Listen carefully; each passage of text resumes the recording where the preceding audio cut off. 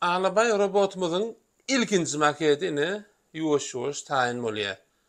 Täbi bilen birinji edip, birinji edip öwrenýäs.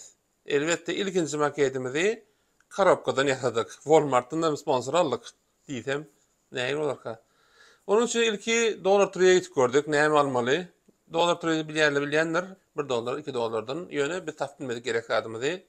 Sonra Home Depot bir magazin var, şonu gittik. İlki ne yere yazmany bir neme aldyk. Sonra da pistolet kiley aldyk. Täbi ne korobkadan ýasajak bolsaň şu gerekde birleşdirmek üçin. Sonra öýe geldik, açyp gördük, barlak gördük. Çağlar aslında başgarak modelini ulan görtdirler. Inni korobkadan şu alabay robotumuzy inni ýasamaly.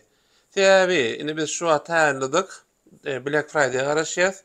500 olay gerek robot için böyle çıktılar. Cem 500 olay.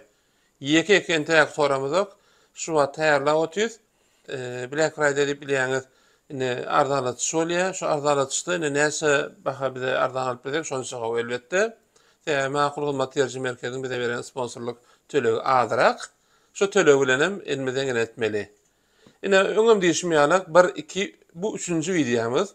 Başdan tomaşa etseňiz, ine robot ýasamak üçin hem ilki bir barlak görmeli. Ine şuň içine bärtini garnyny alança 500 sanap bölümde yerleştirmeli. Elbette biz 3D ile ýasajak. Bunu ýöne materiallamada gelende içine bir barlak görüp, ondan sonra täze maket ýasamaly. Bir näçe maket ýasap, şu maketleri birleşdiripdi.